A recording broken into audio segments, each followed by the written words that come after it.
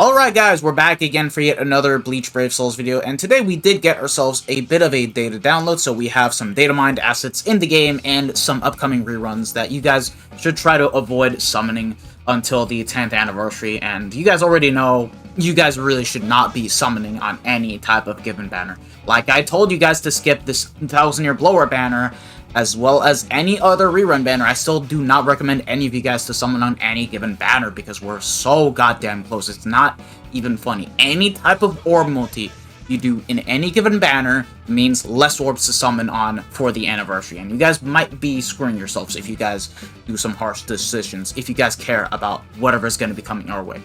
So with that being said, PARASOL SHINJI, Ruruka, and Momo are going to be returning starting tomorrow, and I would still recommend you guys to skip, but when you take a look at the banner fillers, I'm definitely going to say it's not a bad banner whatsoever, since we do have 3 other seasonal 1000-year blower characters, being Christmas Ototo, Christmas Retsu, and then we have Swimsuit Candace returning as fillers once more. More importantly, this is Retsu's first time returning as a filler, which I do welcome. I do hope that she does get featured in another given banner, because I do want to get my hands on this character for the likes of Ranged Quincy Guild Quest. And I'm not gonna lie to you guys, I am tempted to do a discount multi because I need this character, but I'm gonna choose not to because I'm gonna keep on saving strong until the 10th anniversary, and with whatever June mid-month is gonna be coming our way, even with the fact that I'm only missing 3 characters. But besides that, the only bad characters would be these 3 as a whole, because pulling any one of these 6 that you guys see here, there's definitely value. Well, more so for Momo, I'm gonna be honest. Shinji, not good in Guild Quest, I'm gonna be honest with how his performance was. But Ruruka don't really need her, but in case we do get like a new difficulty, maybe, but like not really. And yeah, these are the other characters you will definitely want to have. So yeah, let's just take a look at the data mined news now. So shoutouts to Ubatch because we have everything data mined. We have ourselves another type of 1000-year blower rerun banner, and this time it's a mix of different 1000-year blower characters. Candace, Basby, and Christmas Remy in one type of banner. This is going to get a lot of players baited into summoning. But now, this kind of begs the question, because there's no date, so I would assume that we would be getting like a new ranged captain killer, but maybe this is going to fill the slot for summoning for a ranged captain lead? Who knows? We'll have to wait and see what June mid-month is going to give us, because I still do anticipate that we're going to be getting a new ranged Stern Ritter killer among the new characters that are dropping. More free multis, you guys can never go wrong with that. Seasonal at that, and it goes up to Cyberpunk Future Society. You guys get the point. And another sub-tour, so more orbs, more brave keys. You can never go wrong with that. So yeah, and would you look at that?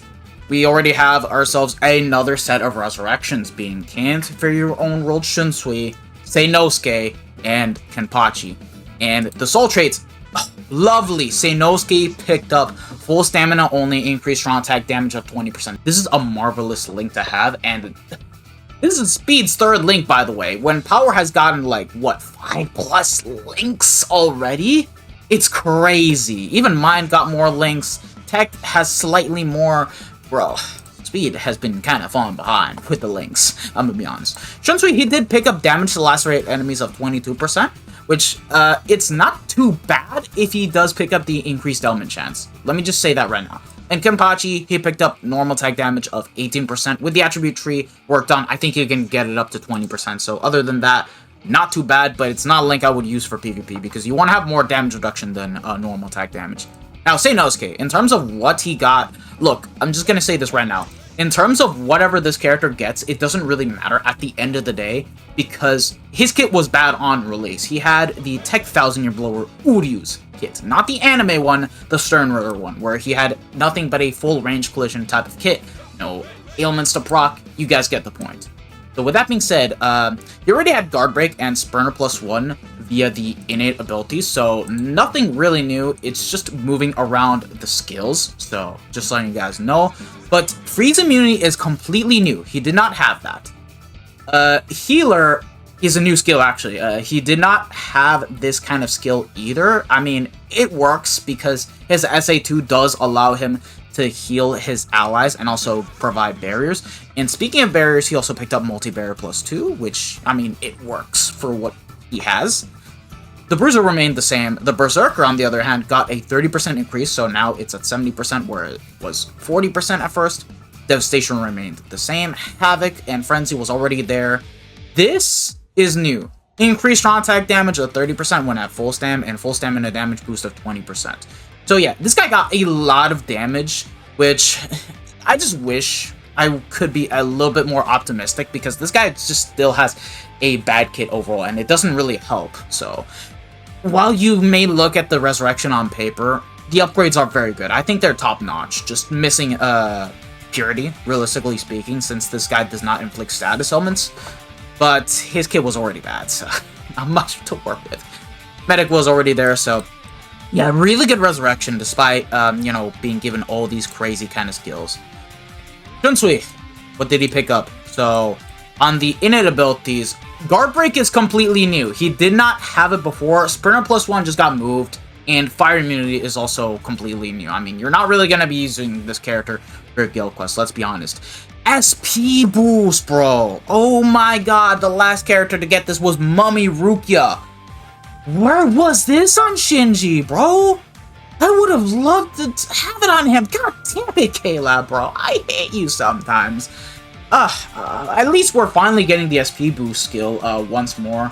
Bro, if Power Hikone picks up the skill, oh, when they so fucking happy. It's not even funny. He's still one of my favorite characters to play as.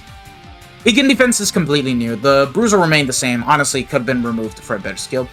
His Berserker got an increase now. It used to be 20%, but now it got up to 50%. The Devastation remained the same. Havoc at 20% and Frenzy +1, he already had it. Now, this is a question mark skill because we don't exactly know what this is.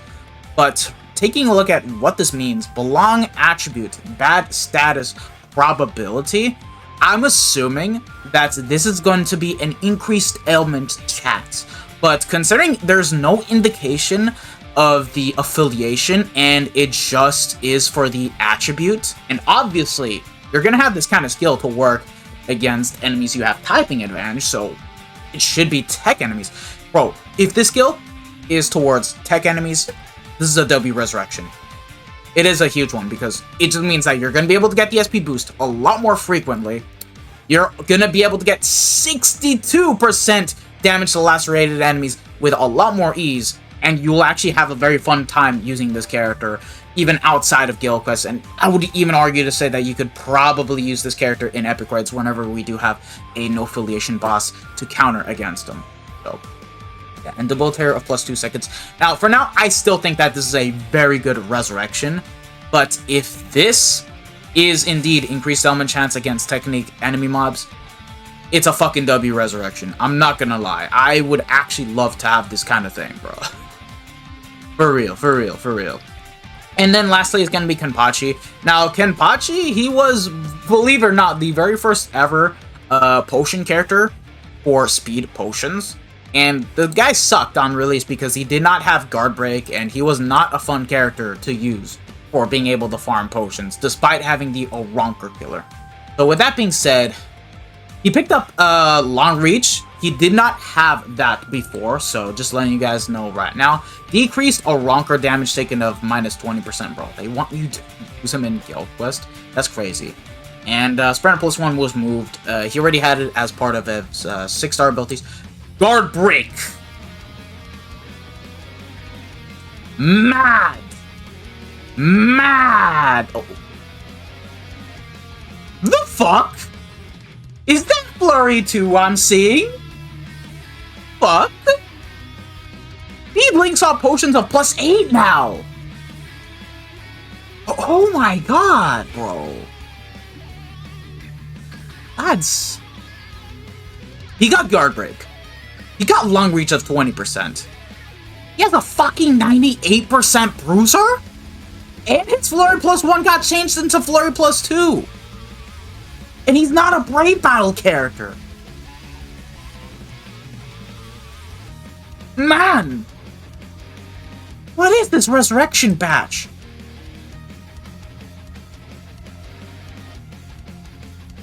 Wow. Wow. It's insane. Now, going back on the skills, you guys already know. Guard Break is new. Normal attack got an increase. The Berserker remained the same. Honestly, at this point, just completely remove the Berserker for something else, like, I don't know, Purity at this point, since this is a character that does not inflict status ailments. And, yeah. A Devastation of 40% was already there. Paralysis immunity was already there. Freeze immunity is a new type of skill. You know what, bro? You can use this character for Guild Quest because he has a really high damage output. Already Flurry 2 with 98% Bruiser. He's usable. Would you use him in place of, like, I don't know, a Swimsuit Bambi for being able to get the procs? And you're going to be using Asnot as the main lead and Granny to buff both of the characters? Unfortunately, no, but if you do not have any better options, it's a viable unit. It really is. And you know what? In epic grades, this guy's actually going to be pretty solid. Wow. Wow, what a resurrection. I did not expect a normal attacking character to get Flurry +1 changed into Flurry +2. Lads, I hope this means that by the time we hit the 10th anniversary, we should see Flurry +2 being standardized on just about every single normal attacking character outside of Guild Quests and in Guild Quest. Potentially we'll see Flurry +3 in Guild Quest. It's a possibility. You can see that happening sooner or later. Let's see. I could be very wrong about this, but wow. I love Shunsui's resurrection. I love Kenpachi's resurrection. Seinosuke, he got an amazing link, but I don't think his resurrection is going to help him out too much with what the character does. But if you ever want to use this character for fun, yeah, go ahead. I mean, he's going to be a lot more usable now. Just no Purity, but you guys get the point.